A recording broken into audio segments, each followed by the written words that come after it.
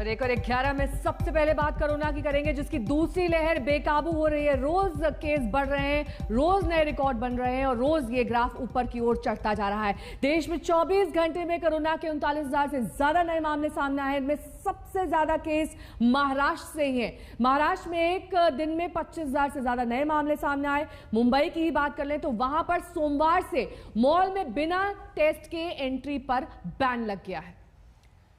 गुजरात में फिर से नाइट कर्फ्यू शुरू हो गया है तो पंजाब के 9 शहरों में हाई अलर्ट है। तो ये तस्वीर आपको कोरोना के आंकड़ों को लेकर हम दिखा रहे थे, लेकिन इस वक्त योगी आदित्यनाथ कर रहे हैं प्रेस कॉन्फ्रेंस सरकार के 4 साल पूरे होने पर।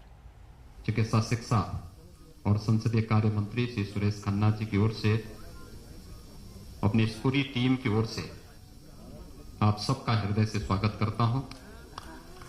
पूरे प्रदेश वासियों को आदरणीय प्रधानमंत्री जी के मार्गदर्शन में, उनके निर्देशन में रिफॉर्म, परफॉर्म और ट्रांसफॉर्म के इस मंत्र का एक मूर्त रूप उत्तर प्रदेश को देने के लिए, उत्तर प्रदेश में हुए व्यापक परिवर्तन के लिए उत्तर प्रदेश की 24 करोड़ जनता का अभिनंदन करते हुए उन्हें हृदय से बधाई देता हूं। मुझे हार्दिक संतुष्टि की अनुभूति है कि उत्तर प्रदेश में ठीक आज ही के दिन 4 वर्ष पहले भारतीय जनता पार्टी नेतृत्व की सरकार के सामने उत्तर प्रदेश का दायित्व हमारी सरकार ने संभाला था और पिछले 4 वर्षों के दौरान आदरणीय प्रधानमंत्री जी के मार्गदर्शन में उस समय के राष्ट्रीय अध्यक्ष और राज्य के गृह मंत्री माननीय अमित शाह जी, भारतीय जनता पार्टी के केंद्रीय नेतृत्व और प्रदेश संगठन के पदाधिकारियों और मंत्रिमंडल के अपने सभी सहयोगियों की मदद से हम लोगों ने प्रदेश के अंदर जो परिवर्तन किया है, आज मैं विश्वास के साथ कह सकता हूं कि इस परिवर्तन ने उत्तर प्रदेश को एक नई पहचान दी है। आज उत्तर प्रदेश बीमारू राज्य की श्रेणी से उभर करके देश की सबसे बड़ी अर्थव्यवस्था के रूप में उभरा है। जिस उत्तर प्रदेश की आबादी सर्वाधिक थी, लेकिन जब अर्थव्यवस्था की बात आती थी या प्रदेश में निवेश की संभावनाओं की बात आती थी, निवेश अनुकूल वातावरण से जुड़े हुए मुद्दों की बात आती थी, या उत्तर प्रदेश के प्रति व्यक्ति आय की बात आती थी, तो इसमें हम लोग प्रथम 3 स्थानों में कहीं नहीं टिकते थे। यही नहीं, प्रदेश के अंदर बेरोजगारी की दर, आबादी अधिक थी तो बेरोजगारी की दर भी उतनी ही अधिक होगी। लेकिन मुझे बताते हुए प्रसन्नता की अनुभूति है कि आज उत्तर प्रदेश निवेश अनुकूल वातावरण बनाने में पूरी तरह सफल रहा। ईज ऑफ डूइंग बिजनेस में, यानी व्यवसाय की सुगमता में, आज उत्तर प्रदेश देश के अंदर 15-16 में जो रैंकिंग हमारी 14वें स्थान की थी, आज वह दूसरे स्थान पर है। देश की 2015-16 में उत्तर प्रदेश की जो अर्थव्यवस्था 5वें-6ठे स्थान पर थी, आज वह दूसरी अर्थव्यवस्था के रूप में देश में उभरा है। और प्रति व्यक्ति आय भी उत्तर प्रदेश में हम लोगों ने इस दौरान जो प्रयास प्रारंभ किए, रोजगार की व्यापक संभावनाओं को आगे बढ़ाया है। प्रदेश के अंदर हर एक सेक्टर में इंफ्रास्ट्रक्चर के लिए, लोक कल्याण के लिए, एमएसएमई या एग्रीकल्चर के फील्ड में जो कार्य हुए हैं, इसके बहुत सार्थक परिणाम सामने आए हैं। और इसका परिणाम है कि आज प्रति व्यक्ति आय भी दुगने से अधिक उत्तर प्रदेश के अंदर मात्र 4 वर्ष के अंदर देखने को मिली है। ये जो यात्रा है 4 वर्षों की, ये उत्तर प्रदेश के ओवरऑल परसेप्शन को बदल करके उत्तर प्रदेश के बारे में देश और दुनिया के सामने एक सकारात्मक माहौल देखने को मिला है। इस सकारात्मक माहौल को बनाने में आदरणीय प्रधानमंत्री जी का मार्गदर्शन, मेरी टीम के सभी सहयोगियों के परिश्रम और प्रदेश की जनता ने जनप्रतिनिधियों के साथ मिलकर के जो फील्ड में रहकर के प्रशासनिक टीम के साथ मिलकर के कार्य किया है, एक टीम वर्क जो हर एक क्षेत्र में देखने को करने को प्राप्त हुए हैं, आज उसका परिणाम है कि उत्तर प्रदेश देश के अंदर नए भारत के नए उत्तर प्रदेश के रूप में उभरा है। मित्रों, ये वही उत्तर प्रदेश है जिस उत्तर प्रदेश में आज से 4 वर्ष पहले तक केंद्र की किसी भी योजना में उसका कहीं कोई स्थान नहीं होता था। ये सभी योजनाएं आम नागरिक के जीवन में व्यापक परिवर्तन का कारक बननी है, उस समय भी बन सकती थी। याद करिए 2014 में जब प्रधानमंत्री मोदी जी ने देश के प्रधानमंत्री के रूप में शपथ ग्रहण किया था और उसके उपरांत एक एक करके जो योजनाएं देश के अंदर लागू हुई,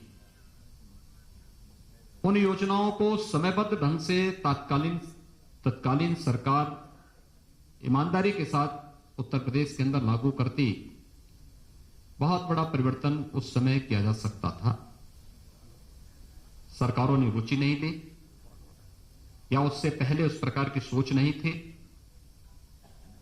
केंद्र सरकार के साथ मिलकर के राज्य ने जो उपलब्धियां हासिल की, उसका परिणाम है कि आज हम लोग प्रधानमंत्री आवास योजना में देश के अंदर, चाहे वह ग्रामीण क्षेत्र हो या शहरी क्षेत्र की प्रधानमंत्री आवास योजना में उत्तर प्रदेश नंबर 1 स्थान पर है। स्वच्छ भारत मिशन जो देश के अंदर दुनिया का सबसे बड़ा एक अभियान था, जिसने प्रत्येक नागरिक के जीवन में व्यापक परिवर्तन करने के साथ ही नारी गरिमा का भी जो प्रतीक बना, इसने व्यापक परिवर्तन का कारण, सबसे बड़ी चुनौती इस मार्ग में उत्तर प्रदेश था। उत्तर प्रदेश ने 2017 से जो कार्य प्रारंभ किया, 2,61,00,000 से अधिक शौचालयों का निर्माण करके देश के अंदर प्रथम स्थान भी प्राप्त किया। केंद्र सरकार की वे सभी योजनाएं, प्रधानमंत्री उज्ज्वला योजना, प्रधानमंत्री सौभाग्य योजना, प्रधानमंत्री उजाला योजना, प्रधानमंत्री किसान सम्मान की योजना, यानी इससे जुड़ी हुई जितनी भी योजनाएं थी, इन सभी योजनाओं में उत्तर प्रदेश जहां पहले बहुत पीछे हुआ करता था, किसी में 23वें नंबर पर, किसी में 27वें नंबर पर, आज उन सब में उत्तर प्रदेश अपनी एक बेहतरीन कार्य पद्धति के कारण पहले स्थान पर है। तो खाद्यान्न उत्पादन में भी उत्तर प्रदेश ने इस दौरान बेहतर प्रदर्शन किया है।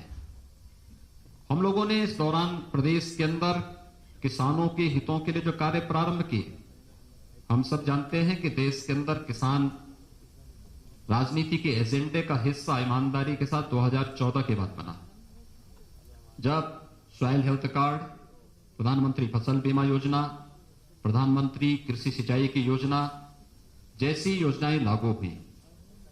लेकिन लागत का 1.5 गुना एमएसपी किसान को मिले, ये 2018 में प्रधानमंत्री मोदी जी ने इसे देश के अंदर लागू किया। उत्तर प्रदेश में 2017 में हम लोगों ने प्रोक्योरमेंट की पॉलिसी लागू की।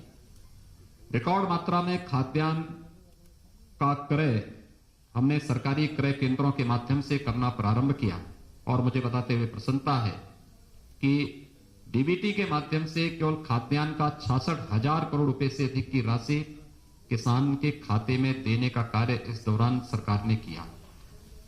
गन्ना किसानों के जीवन में कितना परिवर्तन हो सकता है, ये वही प्रदेश है जो कभी गन्ना उत्पादन में नंबर 1 पर था, लेकिन बीच के कालखंड में चीनी मिलों को अपने स्वार्थ के लिए बंद करना, औने पौने दाम पर बेचने की जो प्रक्रिया प्रारंभ हुई, गन्ना किसानों का 8-8, 10-10 वर्षों से गन्ना मूल्य का भुगतान नहीं हो पा रहा था।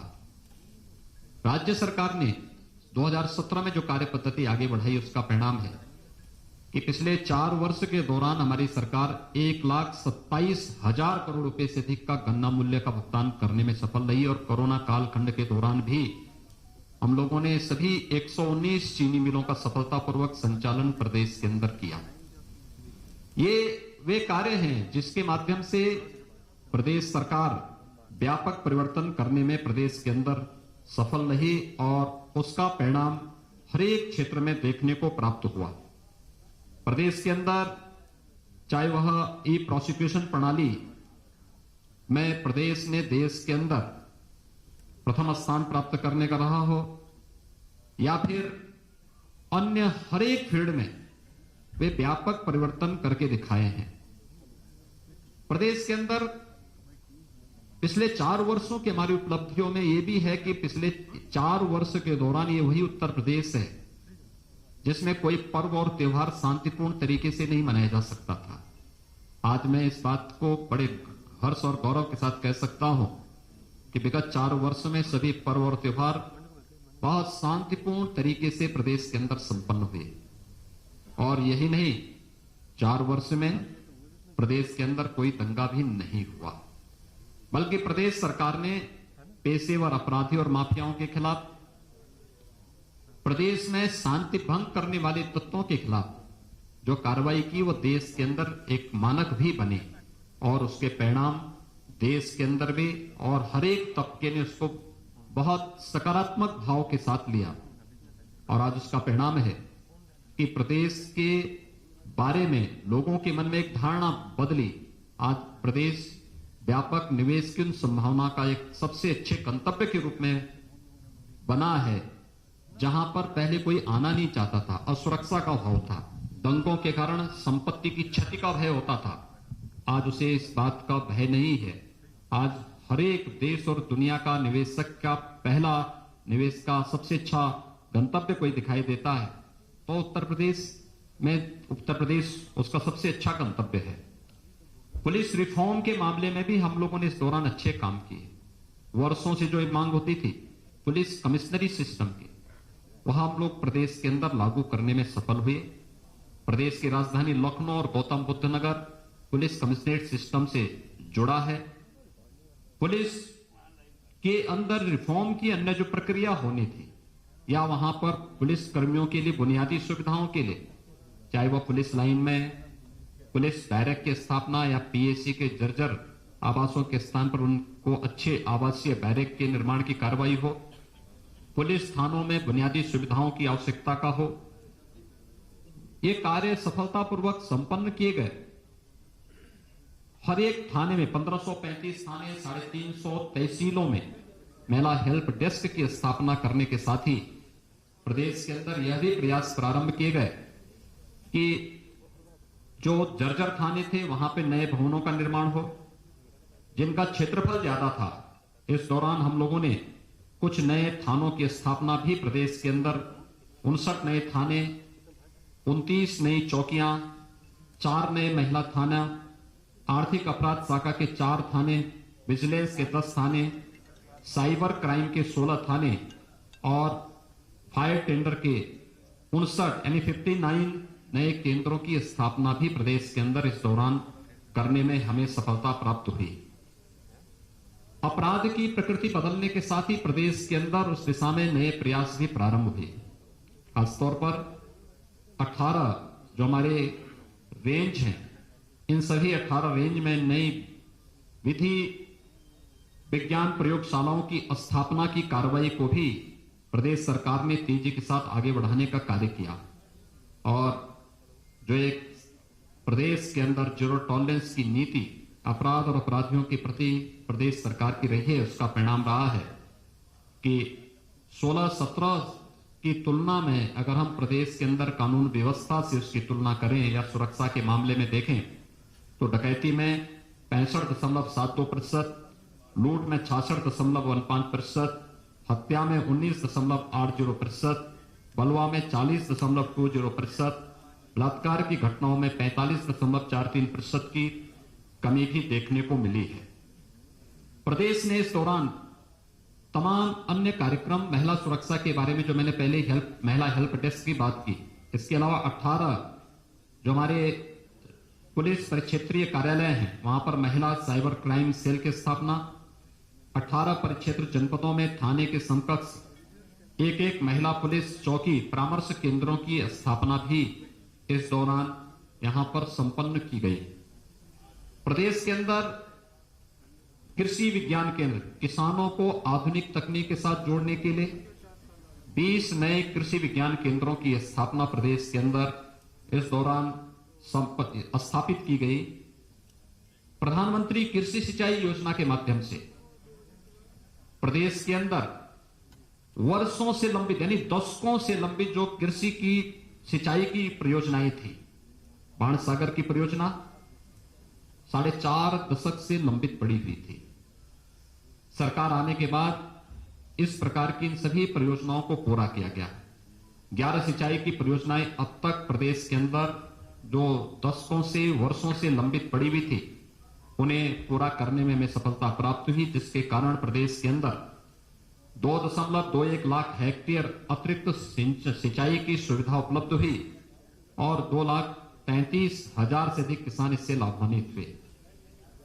इस वर्ष के अंत तक हम लोग लगभग 9 अन्य सिंचाई की परियोजनाओं को पूरा करने के लक्ष्य के साथ कार्य कर रहे हैं, जो प्रदेश के अंदर लगभग 16.5 लाख हेक्टेयर भूमि को अतिरिक्त सिंचन की सुविधा जिसके माध्यम से प्राप्त होने जा रही है और इसके माध्यम से 40,48,000 से अधिक किसान परिवार सीधे सीधे लाभान्वित होने जा रहे हैं। प्रदेश के अंदर किसानों के हितों के लिए इस दौरान अन्य अनेक कदम उठाए गए, खासतौर पर जहां पर उन्हें लाइसेंस फ्री व्यवस्था देने की आवश्यकता थी। खांडसारी उद्योग में लाइसेंस की स्वीकृति की प्रक्रिया को सरलीकरण करने और उसे निःशुल्क लाइसेंस उपलब्ध कराने की कार्रवाई की। 267 नए ऐसे लाइसेंस इस दौरान उपलब्ध करवाए गए। 220 नई जो मंडी स्थल निर्मित करने के कार्य हुए। 27 मंडियों के आधुनिकीकरण की कार्रवाई इस दौरान हुई। 291 ई नाम मंडी की स्थापना के साथ 87 लाख किसानों और 84,000 व्यवसायियों को इसके साथ जोड़ने में हमें सफलता भी प्राप्त हुई और साथ साथ मंडी शुल्क को भी 1% कम करने के का कार्य भी इस दौरान किसानों के हित को ध्यान में रख करके और प्रदेश के हित को ध्यान में रख करके प्रदेश सरकार ने यहां पर किया। देश की अर्थव्यवस्था का आधार हमारा ग्रामीण भारत है, लेकिन ग्रामीण भारत की जनजीवन की स्थिति क्या है? आखिर यहां पर आप बैठे हुए सभी महानुभावों से मैं बहुत इसके साथ कहना चाहूंगा कि यह देश 1947 में आजाद हुआ। 2017 में जब प्रदेश के अंदर हमारी सरकार आई थी, तब प्रदेश में कई दर्जन गांव ऐसे थे जिन्होंने आजादी के बाद शासन की किसी भी सुविधा का उपभोग नहीं किया था। न वहां सड़क थी, न बिजली थी, न पानी था, न स्कूल की सुविधा थी, न स्वास्थ्य की सुविधा थी। यहां तक कि उन लोगों को वोटिंग का राइट भी नहीं था। देश की संसद के द्वारा कानून पास किए जाने के बावजूद राज्य सरकार की इच्छा शक्ति का अभाव उन लोगों को शासकीय सुविधा से वंचित किए गए थी। और आज मुझे बताते हुए प्रसन्नता है कि प्रदेश के अंदर वन्य गांवों को राजस्व गांव के रूप में बदलने, शासन की सभी प्रकार की बुनियादी सुविधाओं से आच्छादित करने में हमें सफलता प्राप्त हुई। मुसहर गांवों में बुनियादी सुविधाएं उपलब्ध कराने, अनुसूचित जनजाति के थारू, कोल, बाहुल्य गांवों में भी सुविधाएं उपलब्ध कराने का कार्य और आवश्यकता पड़ी, क्योंकि एसईसीसी के सर्वे में पहले इन लोगों को आच्छादित नहीं किया गया था। 2011-12 के सर्वे में इन लोगों को उपेक्षित छोड़ दिया गया था। हमारी सरकार ने इन्हें विभिन्न योजनाओं से आच्छादित करने के साथ ही वहां पर आवासीय सुविधा के लिए मुख्यमंत्री आवास योजना लागू की।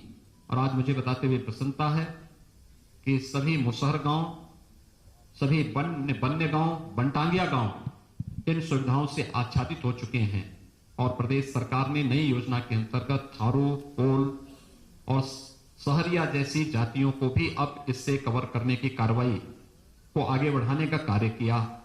इस दौरान हम लोगों ने मुख्यमंत्री आवास योजना के माध्यम से प्रधानमंत्री आवास योजना के अतिरिक्त जो आवास उपलब्ध कराए गए, मुसहर जाति के 38,112, पंटांगिया गांव के 4,779, कुष्ठ रोगियों को 2,115 आवास उपलब्ध कराने में हम लोगों को इस दौरान मदद मिली और इन योजनाओं ने उनके जीवन में व्यापक परिवर्तन का कार्य भी किया।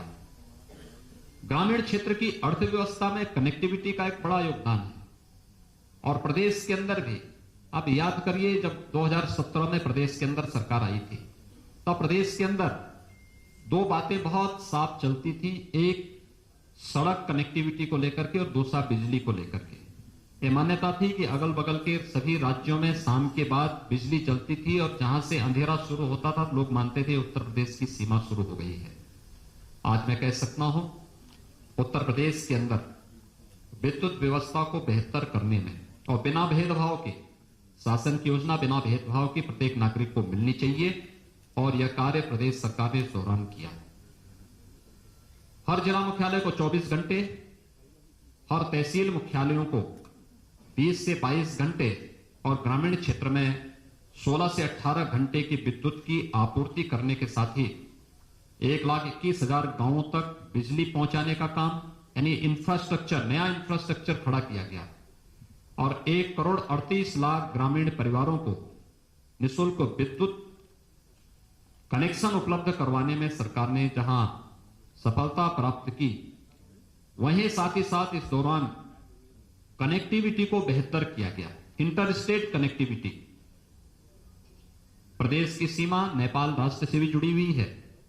बिहार, छत्तीसगढ़, झारखंड, मध्य प्रदेश, राजस्थान, उत्तराखंड, हरियाणा, उत्तराखंड और दिल्ली राज्यों से भी जुड़ी हुई है। ये इंटर स्टेट कनेक्टिविटी को भी बेहतर करने, 4 लेन की कनेक्टिविटी के साथ जोड़ने, हर जिला मुख्यालय को 4 लेन की कनेक्टिविटी के साथ जोड़ने, तहसील और विकासखंड मुख्यालयों को 2 लेन के साथ जोड़ने और ग्रामीण क्षेत्रों की सड़कों की भी सुदृढ़ीकरण का कार्य सफलतापूर्वक इस दौरान प्रदेश के अंदर करने में सफलता प्राप्त हुई। प्रदेश के अंदर वे क्षेत्र जहां पर जनवरी के बाद से पेयजल का संकट खड़ा होता था, खासतौर पर बुंदेलखंड और बिंद क्षेत्र, आज मुझे बताते हुए प्रसन्नता है कि आदरणीय प्रधानमंत्री जी के अनुकंपा से हम लोगों ने बुंदेलखंड में जल जीवन मिशन के अंतर्गत वहां पर हर घर नल की योजना लागू कर दी है और इस वर्ष के अंत तक प्रयास है कि ज्यादातर गांवों में शुद्ध पेयजल की आपूर्ति होती हुई दिखाई देगी। यानी ये एक व्यापक परिवर्तन के कारण है। हमने खेत को भी पानी दिया, हर घर को भी शुद्ध पेयजल की आपूर्ति के साथ जोड़ने का कार्य किया जा रहा है और यह बुंदेलखंड क्षेत्र के साथ एक बुंदेलखंड और बिंद क्षेत्र में यह कार्य जहां प्रारंभ हो चुका है, वहीं प्रदेश के 30,000 अन्य राजस्व गांवों के लिए भी जल जीवन मिशन के अंतर्गत शुद्ध पेयजल की आपूर्ति के लिए डीपीआर की कार्रवाई अंतिम चरणों में चल रही है और बहुत शीघ्र इन 30,000 गांवों के लिए भी पेयजल की आपूर्ति की कार्रवाई जल जीवन मिशन के अंतर्गत लागू करने का कार्य प्रदेश सरकार करने जा रही है। ये केवल पेयजल की स्कीम लाना नहीं, 10 वर्षों तक वहां पर इस योजना को सफलतापूर्वक संचालन करने की जिम्मेदारी भी उस कार्यदायी संस्था को निभाना है, जो कार्यदायी संस्था इस स्कीम को वहां पे लागू करेगी और यह कार्य यहां पर हम लोग प्रदेश के अंदर सफलतापूर्वक लागू किए हैं। प्रदेश के अंदर निराश्रित गो आश्रय स्थलों के लिए भी प्रदेश सरकार ने व्यापक कार्य योजना बनाकर उसे लागू किया। मुझे बताते हुए प्रसन्नता है कि हम लोगों ने इस संबंध में 3 स्कीम पहले से ही लागू की है, जिसमें निराश्रित गो आश्रय स्थल जो प्रदेश सरकार के द्वारा संचालित ग्रामीण और शहरी दोनों क्षेत्रों में संचालित हो रही है, जिसमें 5.5 लाख से अधिक गोवंश हमारे पास पहले से निराश्रित गो आश्रय स्थलों में है। दूसरी स्कीम हमारी इसमें है जिसमें सहभागिता योजना के अंतर्गत अगर कोई किसान अपने घर में एक एयरटेक किए हुए गोवंश को रखता है तो उस गोवंश को एक किसान परिवार को अधिक से अधिक 4 गोवंश तक उपलब्ध कराते हैं। तो वह किसान परिवार को हम लोग 900 रुपए प्रति गौवंश हर महीने भी उपलब्ध करवाते हैं। हर महीने इसका भौतिक सत्यापन भी होता है। लगभग 80,000 गौवंश इस प्रकार से किसान परिवारों को उपलब्ध कराए गए हैं। और मुझे बताते हुए प्रसन्नता है कि निराश्रित गौ आश्रय स्थलों से प्रदेश सरकार ने उन परिवारों को, जो कुपोषित परिवार हैं, उन कुपोषित परिवारों को एक एक दूध देने वाली गाय भी उपलब्ध कराया, जिसमें गाय के साथ साथ 900 रुपए प्रति माह उन कुपोषित परिवारों को देने की योजना भी प्रदेश के अंदर लागू की गई है। और बहुत सारे कुपोषित परिवार इस योजना का लाभ ले रहे हैं, जिसमें गाय के साथ साथ 900 रुपए प्रति माह उस परिवार को उस सेवा के बदले मिल रहे हैं। सरकार ने यह भी निर्णय लिया है कि वह हर न्याय पंचायत स्तर पर निराश्रित गौ आश्रय स्थलों की स्थापना के कार्य को युद्ध स्तर पर आगे बढ़ाएगी। एंटी भूमाफिया टास्क फोर्स ने प्रदेश के अंदर इस दौरान अच्छा काम किया। 60,62,000 से अधिक जो वाद थे उसका निस्तारण किया।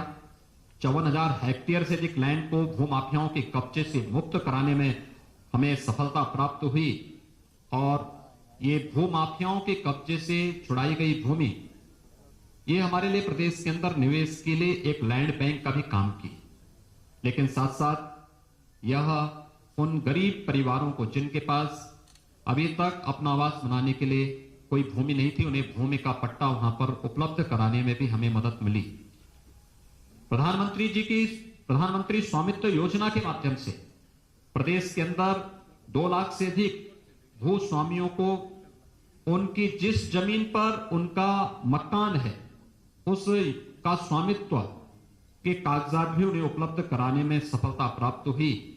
तो वरासत अभियान के माध्यम से भी 8,87,000 से अधिक ऐसे प्रकरण थे, जिसके माध्यम से हम लोगों ने प्रदेश के अंदर सफलता प्राप्त की और सफलतापूर्वक इन सभी समस्याओं का समाधान करने में भी प्रदेश सरकार को सफलता प्राप्त हुई। मित्रों, ये वही प्रदेश है जहां पर कोई निवेशक निवेश नहीं करना चाहता था। और मुझे बताते हुए प्रसन्नता है कि पिछले 4 वर्ष के दौरान प्रदेश के अंदर 3 लाख करोड़ रुपए से अधिक का निवेश प्रदेश के अंदर हुआ। 35 लाख से अधिक प्रदेश के युवाओं को सीधे सीधे इससे नौकरी वहां पर उपलब्ध हुई।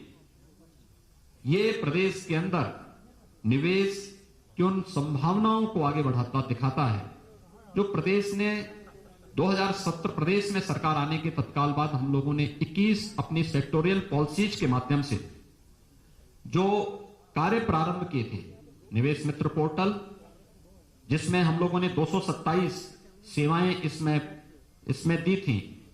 और कोरोना कालखंड के अंदर हम लोगों ने एमएसएमई यूनिट के लिए एक नई नीति अपनी लागू की, जिसमें 72 घंटे के अंदर लाइसेंस स्वीकृति देने के साथ ही 1000 दिनों तक लाइसेंस फ्री व्यवस्था देने की व्यवस्था। नहीं, 1000 दिवस के लिए किसी भी प्रकार का कोई निरीक्षण उस उद्योग के लिए नहीं होगा, बल्कि वह उद्योग लगाए 1000 दिन के अंदर अपना आवेदन करके फिर इस प्रक्रिया को आगे बढ़ा सकता है। और यह परिणाम रहा है कि आज प्रदेश के अंदर व्यापक पैमाने पर निवेश भी हुआ है, रोजगार की संभावनाएं भी आगे बढ़ी हैं।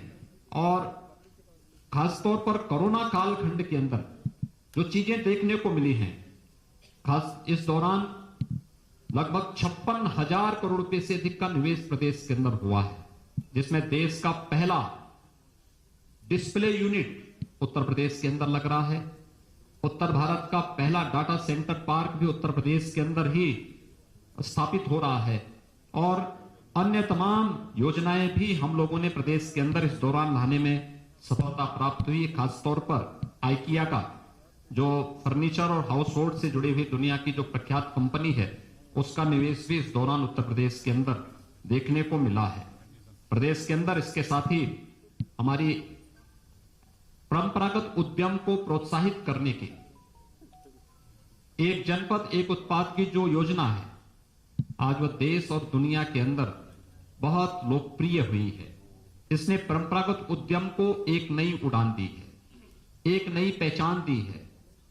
इसने प्रदेश के एक्सपोर्ट को बढ़ाने में भी काफी मदद की है। और आज इसका परिणाम है कि प्रदेश के अंदर जो हम लोगों ने इस क्षेत्र में कार्य प्रारंभ किए, उद्यम सारथी ऐप प्रदेश के अंदर लॉन्च किया गया। इसके माध्यम से विभिन्न रोजगार परक कार्यक्रमों को आगे बढ़ाने का कार्य बनाया गया। और इसका परिणाम था कि प्रदेश के अंदर 50 लाख से अधिक नए एमएसएमई इकाइयों की स्थापना हुई।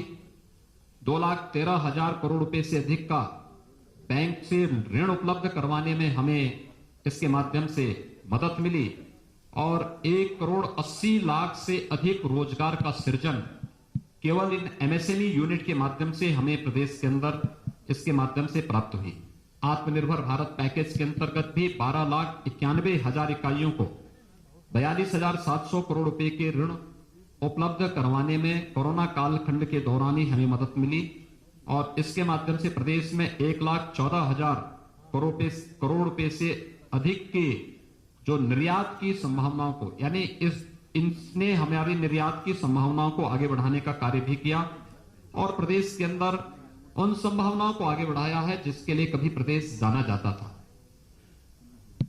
प्रदेश के अंदर ग्रामीण क्षेत्र के विकास के साथ ही शहरी क्षेत्रों के विकास में भी जो एक बुनियादी सुविधाओं के लिए, शहरी जीवन के लिए एक आम नागरिक तरसता है, वहां पर उस प्रकार की सुविधाएं उसे कैसे प्राप्त हो। हम लोग आभारी हैं भारत सरकार के, जिसने प्रदेश के 10 शहरों को स्मार्ट सिटी के रूप में चयन किया और 60 शहरों को अमृत योजना के अंतर्गत बुनियादी सुविधाओं से आच्छादित करने के लिए इनका चयन भारत सरकार ने किया था। लेकिन प्रदेश सरकार ने भी अपने संसाधनों से, जो हमारे 17 नगर निगम हैं जिसमें से 7 स्मार्ट सिटी के अंतर्गत भारत सरकार की योजना के लिए चयनित हुए थे, से 7 को प्रदेश राज्य सरकार अपने संसाधनों से स्मार्ट सिटी के रूप में विकसित करने का कार्य कर रही है और साथ साथ जो हमारे नगर निकाय हैं उन नगर निकायों को भी हम लोगों ने एक व्यापक कार्य योजना उनके लिए भी तैयार की है, जिसके माध्यम से हम लोग जनता को बुनियादी सुविधाओं को आगे बढ़ाने का कार्य कर सकेंगे। नमामि गंगे परियोजना, ये उत्तर प्रदेश का सौभाग्य है कि गंगा मैया उत्तर प्रदेश के अंदर सर्वाधिक दूरी तय करती है। अपने 2500 किलोमीटर की गंगोत्री से लेके गंगा सागर तक मां गंगा की जो अविरल और निर्मल यात्रा है, इसमें से 1000 किलोमीटर की दूरी केवल उत्तर प्रदेश के अंदर गंगा मैया तय करती है। आज आप प्रदेश के अंदर कानपुर में, प्रयागराज में या वाराणसी में, ये हमारे वे सेंटर हैं, या गढ़मुक्तेश्वर में, ये वे केंद्र हैं जहां पर लोग आस्था के साथ भी और अपने औद्योगिक विकास के दृष्टि भी जब उन क्षेत्रों का भ्रमण करते हैं तो बरबस उनके सामने मां गंगा का दृश्य सामने होता है। याद करिए, नमामि गंगे परियोजना के पहले कानपुर सबसे क्रिटिकल पॉइंट था नमामि गंगे परियोजना का, अविरल और निर्मल गंगा का। कानपुर में किस प्रकार की स्थिति थी? अकेले कानपुर के एक स्थान पर ही 14 करोड़ लीटर सीवर गिरता था। आज वहां पर एक बूंद भी सीवर नहीं गिरता है। यही नहीं, कानपुर के नीचे आने पर, आप जब कानपुर के नीचे प्रयागराज की तरफ जाते थे, जलीय जीव पूरी तरह नष्ट हो गए थे। आज फिर से वहां पर जलीय जीव देखने को मिल सकते हैं और गंगा जिस डॉल्फिन के कारण विख्यात हुई थी, डॉल्फिन के दर्शन फिर से हमें गंगा की निर्मल धारा के साथ देखने को मिल सकता है। प्रयागराज कुंभ इसका एक बहुत अच्छा उदाहरण है, क्योंकि प्रयागराज कुंभ ने व्यवस्था, सुरक्षा और स्वच्छता का एक मानक वैश्विक मंच पर कुंभ जैसे आयोजन के माध्यम से रखा था। इसके पीछे आदरणीय प्रधानमंत्री जी की सोच तो थी, उनका मार्गदर्शन भी था, लेकिन साथ साथ गंगा की नमामि गंगे परियोजना की सफलता भी इस आयोजन के साथ जुड़ी हुई थी। गंगा की निर्मल जल की धारा ने प्रयागराज कुंभ को और एक नई ऊंचाई तक पहुंचाने में बहुत बड़ी मदद की थी और एक कार्य सफलतापूर्वक हम लोगों ने उस अवसर पर किया। गंगा केवल हमारी आस्था का ही नहीं बल्कि अर्थव्यवस्था का भी आधार है।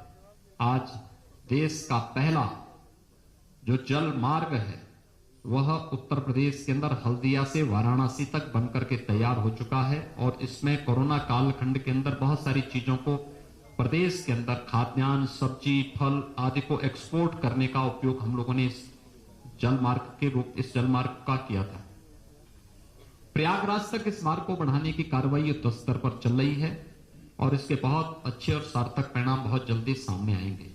लेकिन साथ साथ पहली बार गंगा यात्रा का आयोजन भी प्रदेश के अंदर हो। तो 4 साल की अपनी उपलब्धियां यहां पर उत्तर प्रदेश के मुख्यमंत्री योगी आदित्यनाथ गिना रहे थे। हमारे वक्त एक ब्रेक का है, खबरें आगे जारी रहेंगी, देखते रहिए आज तक।